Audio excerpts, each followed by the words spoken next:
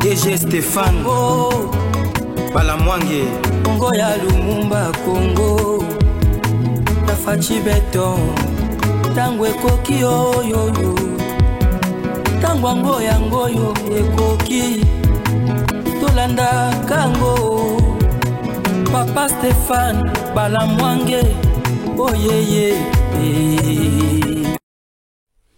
Bien, bonjour, bonsoir, bonne nuit, selon heure à laquelle Bozo Zoabiso.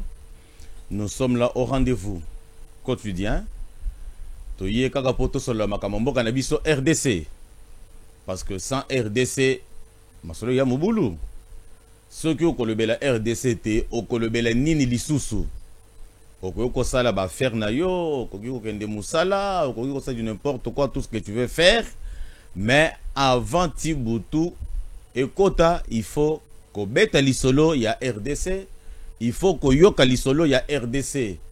Parce que mboka o yezaka yango moko oba koko na biso batikela biso, il faut to protéger yango d'une manière ou d'une autre, de loin ou de près. Yangonde na vandi awa poto kokana kosala elongo binonanga tosala analyse ya actualité politique ya mboka na biso au jour d'aujourd'hui. Aujourd'hui nous sommes lundi le 2 juin 2025. Sur le plateau na micro c'est Jefferson Kabanga, votre acteur politique et analyste politique. On est là pour faire des analyses objective, sentiment Mupanzi. Non à côté la songolo pas rien, être neutre. Donc kozala juste au milieu. Nenge balobaka église au milieu du village. Na yangonde na vandi awat poto solola 3 points que j'ai inscrits à l'ordre du jour par rapport ya actualité ya mboka na biso na moya lelo. Eloko aliboso eza eloko etali sortie médiatique. Il y a vice-ministre au plan, monsieur Élisée Bokumwane Abimi Alobi. Alobi nini?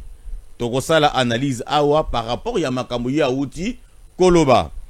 Eloko mibale eza eloko etali agence centrale de l'intelligence il y a Nations Unies. Puisque vous voyez que na États-Unis d'Amérique, je vais dire na États-Unis.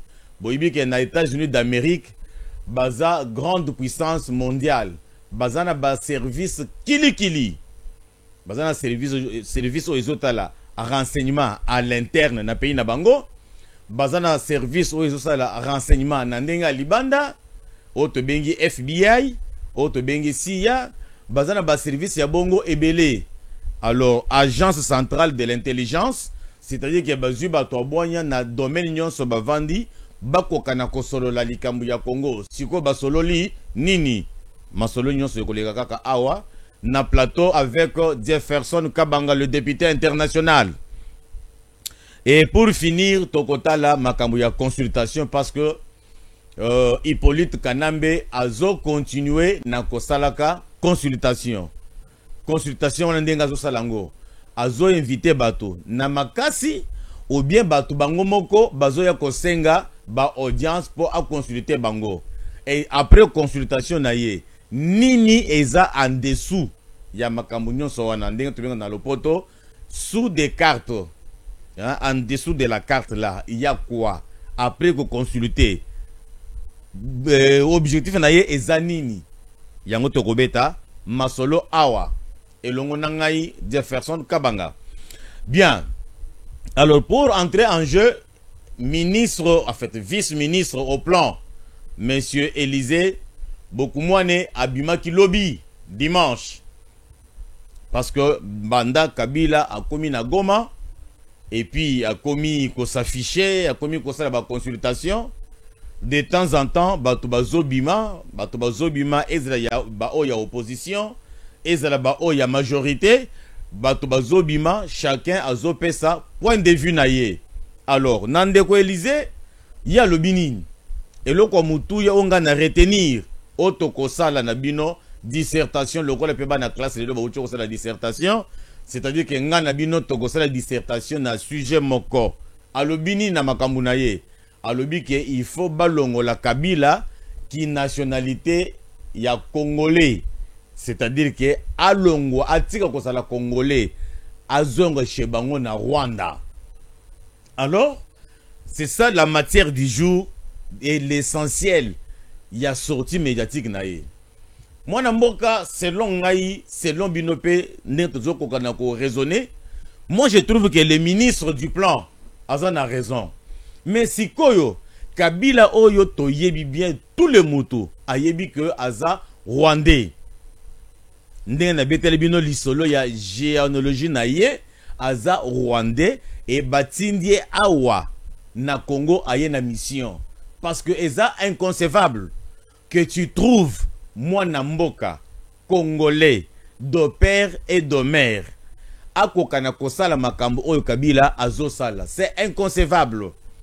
Kabila tango azalaki na bokonzi abandaki oloba que M23 eza mouvement ya ba terroriste. M23 eza renforcé na Rwanda. Nzoka ezalaki mascarade. Ezalaki mouvement na ye. Lelo Kabila asali mouvement mususu otobengi AFC, Alliance du fleuve Congo. Mouvement na ya Alliance du fleuve Congo, patron na ye numéro 1 na ye ezande Hippolyte Kanambe. Sikoyo basali jonction basangisi M23 na AFC, sikoyo babimisi nanga akomi coordonnateur, c'est-à-dire que nanga za likolo ya M23 na AFC yende numéro 1. Sikoyo au sommet ya nanga tozana Hippolyte Kanambe. Sikoyo na kotuna un Congolais de père et de mère akoki kosala biloko ya ndenge wana? Non. Et quand est-ce que Kabila abimi pour s'afficher abima sikoyo na poisa? Parce que bitumba wana ebandaki depuis kala. Tango président de la République alobaki ete AFC nanga que vous voyez là, eza nanga te, eza Hippolyte Kanambe, batu bandimela ki yete. Balobi ete ye ya ye musala kaka ko pointer batu du doigt. Ezaka soki a échoué likambu, alobi ke no kingani. A échoué likambu, alobi ke komi kingani. Lelo maloba oyo président de la République alobaki ekoki sami. Kabila bimi na moment nini? Moment oyo ba sanction et bandaki kokweye la Rwanda na ba dirigeant. Yangde Kabila abimi na poisa. Sikoyo balobi et pas ministre que non lokola Kabila za motindami ya Rwanda. Azo ya ko défendre intérêt ya Rwanda na RDC. Azo ya ko plaider cause ya Rwanda na RDC. Azo ya pona ko blanchir Rwanda ndenge ba akize ye na Conseil de sécurité des Nations Unies, ndenge Union européenne, ndenge batutu ba accusé ba pointer du doigt Rwanda que yende mutozo agressé RDC. Alors ba sanction comme kokweya, c'est alors que Kanambe abimi pona kolobe te eza Rwanda te eza nangongai ngandim tunaza likolo masolo nyonso wana. C'est par là que monsieur le ministre Élisée Bokumone alobi que non Kabila il faut tolongola ye nationalité congolaise parce que to salaki buzoba nangonga moulayi pendant 18 ans tondumi étranger a dirigé biso par la naïveté des Congolais et la complicité des Katangais. Alors il faut balongola ye nationalité wana. Je dis oh mais alors ça devient sérieux. Alors, tant aussi koyo na koti na ba laboratoire nangai, je me suis rendu compte que dossier oyo est commis à la une des informations, il y a nationalité douteuse, il y a Kanambe Kazembere. Chose grave, na yoki journaliste Moussousou de la place a commis kolobake Félix Antoine Tshisekedi Tshilombo avec monsieur Hippolyte Kanambe Kazembere baza bango tu na origine moko. Bango tu bauta na Sangalu Bangu parce que baluba bauta côté à Katanga na Sangalu Bangu, donc baza bango tu na descendant moko, ancêtre moko. J'ai dit mais ces journalistes ils doivent avoir un problème de la tête, c'est-à-dire que ba journaliste belé bazo les cas pour le défendre un sujet étranger. Alors, na yango na koki ko raisonner ensemble avec binona ministre Lobinin. Lokola déjà basi balongo lié immunité ngi bato mesana koloba, mais en un bon français basi ba pesi déjà autorisation et pas il y a auditeur général ya FRDC a kokana ko entamer donc couvrir à Fongola action judiciaire contre monsieur Hippolyte Kanambe. Alors tango bako sambisa ye bako sambisa ka pona likambu moko te bako sambisa pona makambu mibale. Makambu ngo ezanine ya liboso nationalité ya mibale makambu ya commettre kuna na nzela ya nanga ko bomisa ba congolais ko violer ba congolaise ko boma batu ndenge alingi ko botola batu yo ndenge alingi yango nde sikoyo deuxième dossier kozala. Mais maintenant dossier ya liboso ya koyeba véritable origine naye et ko sale mandenge nini. C'est très facile.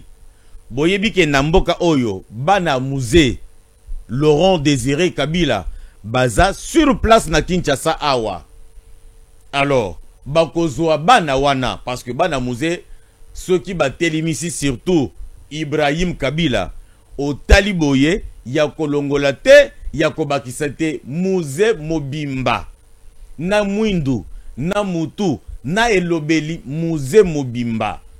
Alors bakozwa jeune garçon wana na bande kuna yeso ki baza pembeni neti ba Etienne Kabila balo bakie ko salisa examen ADN examen bazo kota pende na muzindo po bayeba origine ya solo e bakosuka kaka wana te bakokende siko na mausolée ya musée o eza liboso ya palais de la nation bakofongola cercueil bakozwa les restes ya nzoto ya musée ba memi yango pe na laboratoire pona ko comparer ba ADN wana koyeba véritablement soki Hippolyte Kanambe azamona ya musée ndenga zoloba to azamona ya musée te. Au moment oyo basali examen ba trouver que azamona ya musée te, alors mbala moko to conclure que aza rwandais ndenge batu bazoloba na ndenge pe kana bango bakomi na bobangi na kana bango et commis de temps en temps sujet kaka ya nationalité ya Kazembere Kanambe Hippolyte. Donc ceux qui ont traité na ba tweet na bango na ba téléphone et ça problème ya nationalité baza pena ba journaliste mususu o ba sombi awo na Kinshasa ya basina ya mibali. C'est ça le sujet à la une. Il y a nationalité. Alors pour notre style c'est likambo wana mbala moko c'est simple. Akopesa soki sukio soki linzaka o soki ninio apesi bana ya musée bazawana. Alors basali examen ADN bakepe na mausolée bazui les restes ya nzoto musée pour ba comparer. Au cas où ye akoboya kotinda biloko wana ya kosala examen ya ADN directement c'est clair à comprendre que aza sujet rwandais azoboya koya parce que yebi ke tango koya kopesa vérité ko bimana poisa bako créer ba mascarade bako créer ba astuce pona ko ba keno biloko za biloko pamba ngana za katange na za muluba 4 na koya na biloko wana te, c'est-à-dire que faux fouillant. En tout cas je me permets de citer même les noms de journalistes oyo balembongo balingi ko congoliser bazo sa la campagne ya ko congoliser moto liboso Jean-Marie Kassamba ya Télé 50 parce que toyebi bien que Télé 50 eza chaîne ya Kabila o asalaki mais a tieye lokola DG donc directeur général ya Télé 50 musala na ye eza kaka ko défendre Kabila. Aujourd'hui na uti ko tanga tweet ya Jean-Marie Kassamba o azoloba que Tshisekedi na Hippolyte Kanambe baza na origine moko ancêtre moko. Mais c'est inconcevable. Inconcevable monsieur Jean-Marie Kassamba. Mutu ya mibale eza Paulette Kimuntu. Ceux qui bozo tala ba tweet na ye na minute oyo na bangonga oyo azolobela mingi likambu ya nationalité ya Kabila. De temps en temps azolobelango. C'est que conscience et comme ko interpeller bango balingi siko nde ko embrouiller la population pour ne kotika bango na distraction parce que makambo Jean-Marie Kasamba Zoloba ça ne peut pas passer. Ça ne peut pas passer et ça ne passera jamais. Ça ne passera jamais. Monsieur Jean-Marie Kasamba, on te connaît bien et on connaît ta couleur. Que yo oza prêt, ya côté kata mboka pour ne pas intérêt na yo. Oza lokola nanga, yo na nanga, différence ezate. Parce que boyebi bien na sa mitema na bino. Que muto oyo bolingo comme ça congolais, aza sujet rwandais. Toi Jean-Marie Kasamba, muluba que tu es, au nom de tes ancêtres, au nom de bakoko na yo, au nom de makila ba congolais, ils ont tanga jour et moi. Je boto et moi. O yebi bien que Kabila aza sujet rwandais. Mais pour nini, on va défendre ye. Parce que zo pesa mbongo, parce que vi na yo, ils ont dépendre na ye. Mais mon frère, il n'y a que toi seul. Oya zozoa, moi mon na poche na ye. Et bongo ba noko na yo na mbujima ikuna. Ba koko na yo, ba cousin na yo, toute ta famille élargie. Est-ce que bazo vivre na bourgeoisie aux anango, nanzela Kabila? À toi que la conscience fasse. Politique muntu ndenge moko. Steve Wembi ndenge moko. Toye bibino. Bino bato bolingi ko komisa ye akoma congolais. Mais ekolekate. J'ai applaudi beaucoup plus tango na tangi. Selon ma caméra nangai, sortie médiatique ya ministre. Je dis que non, apesi likanisi ya mutu ya makasi. Pour qu'on en finisse une fois pour toutes. Pour ne likambu ya nationalité ya Kazembere Kanambe esila mbala moko apesa kaka ba biloko nzoto na ye soki suki soki manzaka même à partir ya Goma kuna zali akoyo ko frete yango batindi yango ekomi awa basali examen. Alors tant que ba sali examen ceux qui epesi véritablement que aza mwana musée, OK, on comprend que aza congolais aza na ba revendication na ndenge na ye mais azo sala ngo na ndenge mabe. Mais au cas où basali examen et pèse le contraire, d'office, c'est un agresseur rwandais qui est venu dans notre pays. Et la justice va maintenant saisir la justice internationale pour nous porter une plainte que un sujet étranger est venu pour créer des problèmes dans le Canabiso. Alors, au cas où Azobo continue de biloko wana, monsieur l'auditeur général de FRDC, malamu kosala le jugement par défaut et qu'on condamne balongola ye nationalité congolaise et qu'on continue à comporter une plainte lisusu na tribunal international comme ça bako kana kokanga bisika nyonso kozala parce que tout le monde que c'est un sujet étranger o ayepo na abundisa mboka na biso ko bomisa bandeko na biso butu na moyi. Là c'est très bien. Et deuxième dossier, et ça dossier makabozo reproché na yango ya kobomisa batu ko créer mouvement insurrectionnel batu bazo kufa batu bazo kima batu donc vie insupportable. Alors bako kana kokanga biloko na ye nyonso o ezali awa ya koteka bateki ya kokomisa patrimoine de l'État et comme patrimoine de l'État o bateki bako kana ko indemniser batu oyo bazo mona pasi na kombo na ye parce que azolo bakaza congolais mais ceux qui osa congolais comment okoki ko na ba contingent ya ba étranger pour protéger yo alors que mouvement na yo oza nango ya AFC na M23 ba soda na baza batu na yo baza sous commandement na yo mais pona nini ozoboye ke bango ba sécuriser yo te okie kozwa ba noko na yo ba rwandais na ba ougandais pour ba ya ko sécuriser yo. C'est parce que tu n'as pas confiance en eux. Mais bango pe parce que bazali bato o bazo mona na musikate bolobi ke bozo coopérer na mutu mais mutu wana azana confiance na yote mais pourquoi continuer à coopérer na ye soki mutu azo peso confiance te ça ne sert à rien de continuer à travailler ensemble avec lui parce que pas de confiance pas d'affaires pas d'affaires pas de confiance. Mais quel genre d'affaires bino bozo sala yangonde likambo oyo ministre vice-ministre ya plan auti koloba ke non il faut likambo to na ngo tina mozindo tina suka kon l'antemi une fois pour toutes yangonde na zo senga na vice-ministre ya justice parce que ministre ya justice actuel azana souci avec justice na yemoko bazana souci wana alors moyen to memaye na makambo izate d'abord assise ya ye makambo parce que ndenge zaboye ils ont un deuxième réquisitoire. Ils ont quota, donc dès qu'ils ont besoin d'anzela, ils ont un type de quota dans l'Assemblée nationale où bazo senga, balongolaye immunité pour bakangaye. Pour nanini, parce que à l'obaki, on appelle comment? Karaba la sorcière. À l'obaki makambo belé, liboso a parlé de la justice. Yangonde balobi que non, azo discrédité, ba institution yamboka, ba collègue magistrat, biloko bongo. Yangonde bazo tindelaye deuxième réquisitoire en Assemblée nationale.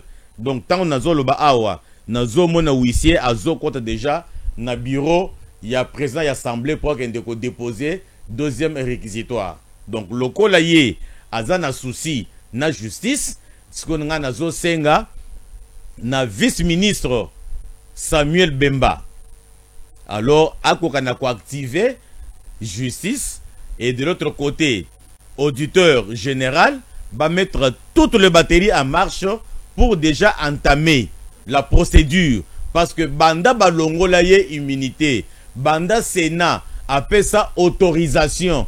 Il y a qui a koki koleka liboso bazuzi, batuna yé mituna, akoka na ko se justifier pour na nini azo sala makambo zo sala wana. Il y a de cela pratiquement une semaine nandambo. Monsieur auditeur, ozo zela nini? Yonde muto kotisaki réquisitoire na Sénat kosenga autorisation. Basi ba autoriser yo. Siko zozela nini lisusu. Ou bien bolingi ko mesanisa biso ka ndenge zalaka na ko banda bo bandi dossier après 2 minutes dossier là puisque déjà bato ba komi ko bosana. Banda balongola ye immunité, banda ba pesa autorisation. Une semaine nandambu. Déjà côté wana bato bakomi bosana déjà le dossier mususu ya Constant Mutamba bimi bato tout bakomi na regard contre Mutamba ba bossé d'abord likambo ya sénateur à vie toko risquer to bosana ka penda boiti esili alors yangonde na yepona ko rappeler yo monsieur l'auditeur général de FARDC, il faut activer toutes les batteries au Tchango en marche beaucoup kana couvrir les dossiers pénals, oye kozala le sujet mibale, nationalité naye, bako bande d'abord wana, basa l'examen ADN, pour na kozwa identité naye ya solo. Pourtant basa misaka moto. Et loko liboso bato naka kombo na yo nani, opesi kombo mobimba, kombo ya tata na yo, kombo ya mama na yo, ekolo na bino, province na bino, territoire na bino, localité na bino. Yes, il y a une localité nini. Tant que nationalité sont d'abord douteuse, il faut qu'on bandele na wana. Tant qu'on bandele wana, to yebi identité na ye ya solo et après ndé to gene makamususu. Voilà au moins likambo o etali nationalité ya Hippolyte Kanambe Kazembere. Maintenant, deuxième point, Eza Likambo Etali, agence centrale de l'intelligence. Agence centrale de l'intelligence, il y a États-Unis, Eza agence Nini et Basala Kamusala Nini.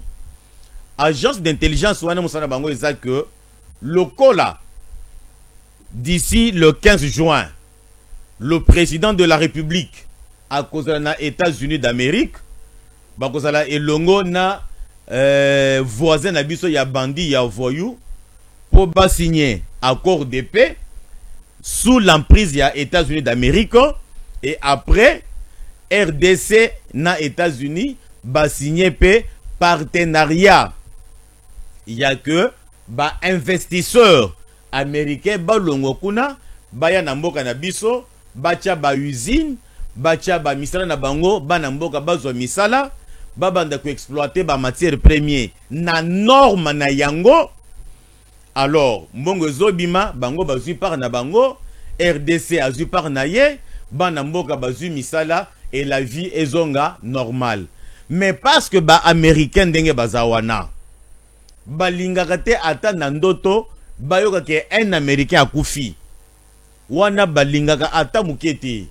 Donc priorité na bango eza pona ko sécuriser ba américain bisika nyonso bazwami yango nde siko agence oyo bavandaki pour ba étudier qu'est-ce qu'il faut faire pour que kimia ezala na est, dans le sens que tango ba investisseur américain bakoya bazala na kimia ezala tel que un jour masasi ekomi kobeta ba obi ekomi kobeta ekoyela bango na bandaku bango bazikaka bakufaka. Il n'aime pas de ça. Yango nde sikoyo agence wana bavandi ba étudier les voies et moyens et musala wana nanu esilite. Ça continue parce que lorsque bakosilisa musala na bango bako proposer ba piste de solution et pas ba autorité na bango. Lorsque président a causé la sikope na États-Unis bako yebise que non tata tala batu na biso bakoti na musala ya sécurité na côté est ba pesi makanisi ba le biete pour que to signer accord ya partenariat entre la RDC et les États-Unis d'Amérique. Il faut d'abord totinda batu basala boye batu ba na terrain basala boye to benga na ba M23 to benga na ba AFC to benga na Kabila to sala boye comme ça nde batu na biso ba yekoya pour bazala na sécurité. Yango nde na yebisa ki bino la semaine passée que bozala ya kosepela. C'est une bonne nouvelle pour la RDC parce que la guerre en RDC est finie. La guerre en RDC est terminée parce que agence Oyo lokola bali déjà kosala musala Oyo asilisi yango apesi rapport contingent ya ba américain bazo descendre na est kuna boko mona ndenge bato bako pakata mbangu bako loka place ya kokimela bako loka place ya kokimela. Ils auront du mal à vivre bako banda komona RDC na fenêtre. C'est une très bonne nouvelle lorsque agence Oyo a se réunir pour na koloba sécurité ya RDC. Et ça dit panangu bati hein? Donc c'est-à-dire que agence Oyo ndemutu ya suraka sécurité ya États-Unis mobimba province par province, état par état. Baïbi que non a état boye le Cambosol par les alliés. Qu'est-ce qu'il faut faire? Bah continuer le laboratoire na bango. Bah komi ko solo là. Bah komi ko raisonner. Bah bimisi solution bah pesi. Bah beti ango exact. C'est la même chose qui s'est fait pour la RDC. N'est-ce pas ça une bonne nouvelle? Ah voilà, c'est une bonne nouvelle. Parce que la sécurité du côté Est, c'est pour 2 semaines ici. Il y aura la paix à l'Est et la paix durable. Parce que Toza le 2, pour comme les 15, encore combien de jours? 13 jours. Pratiquement une semaine à 6 jours. On peut arrondir. Nous pouvons arrondir à 2 semaines. C'est que dans 2 semaines, Banaya, Grand Kivu, vous aurez la paix éternelle. Batutu obozo monawana. Boko mona bangoli sousouté. Les Philistins que vous voyez là, boko mona bangoli sousouté. Les Égyptiens que vous voyez là, boko mona bangoli sousouté.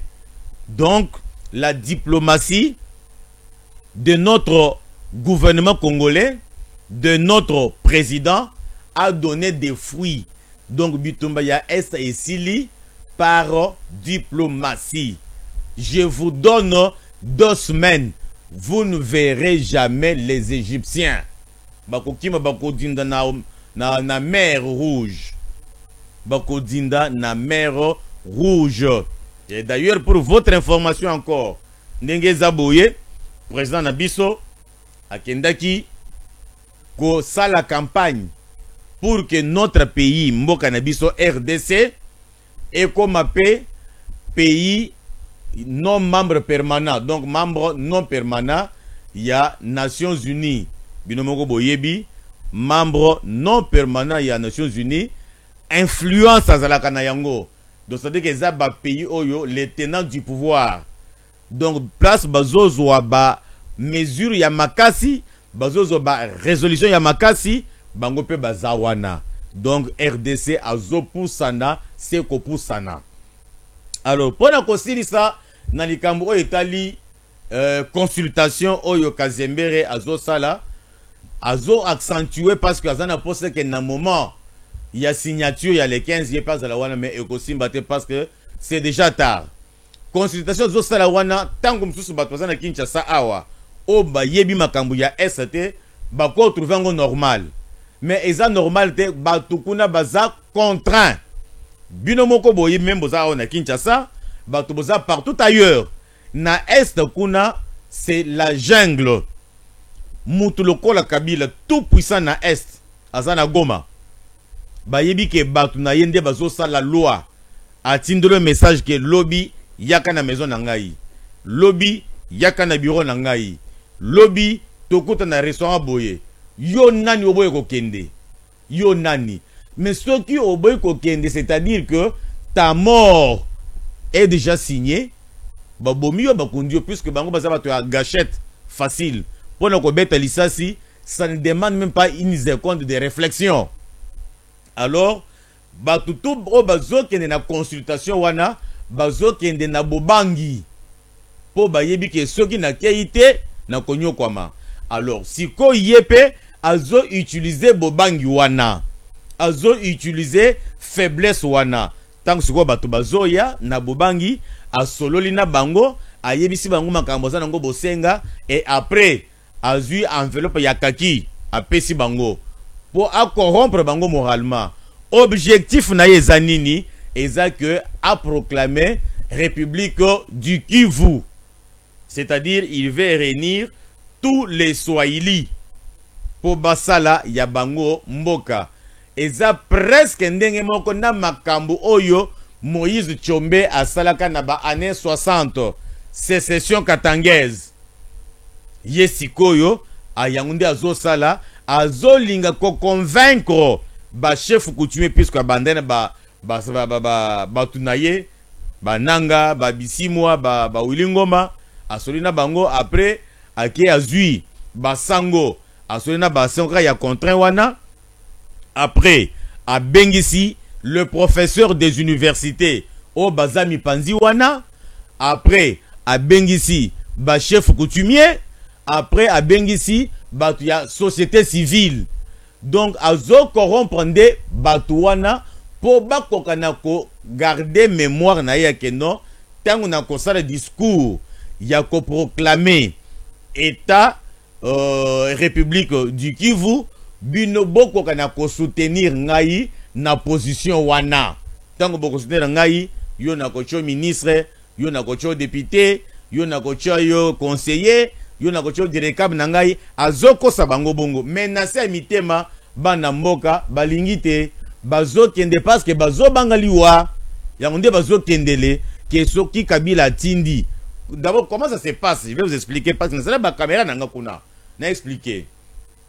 Azo salanine bazo repérer administrateur du territoire. Ba bengise d'abord yo yakawa. Aye na territoire na yo zana ba groupement boni. Ozana ba chef coutumier boni. Allez, kende ko yebisa bango tout mokolo ya vendredi ou bien mokolo ya samedi ou bien mokolo ya dimanche bango tout baya awa. Zana bango bosenga. Oya ko boya ko ya etumbu ezozela ye. Allez, zombongo yango kende pesa bango transport po baya. Yepetango azokende na bobangi parce que azobanga que en tant qu'administrateur du territoire, c'est-à-dire aza administrateur ya l'état.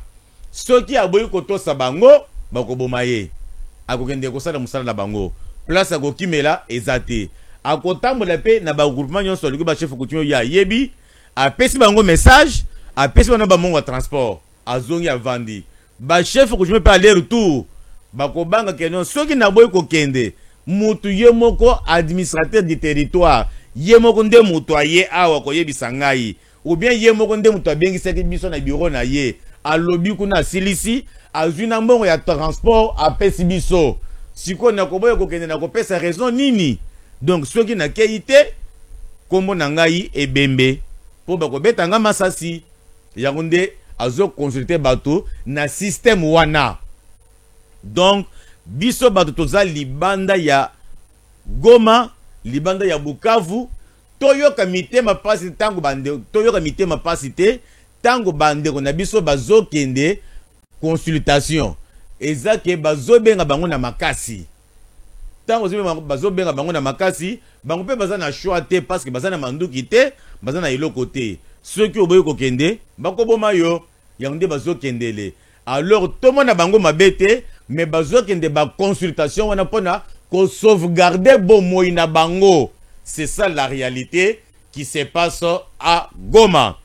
Voilà au moins moi maye nazaki nango poto sur langa na bino lelo ya ngwana na lubi likambo ya sortie médiatique ya vice-ministre ya plan monsieur Élysée beaucoup moine alobi que non il faut moi na mai to yeba véritablement origine na ye en commençant par Aden bana musée Bazali depuis mortel ya musée ezana palais de la nation bakozo ba échantillon basala. Deuxième élément, Ezaki réunion au Salama qui ça fait 2 jours.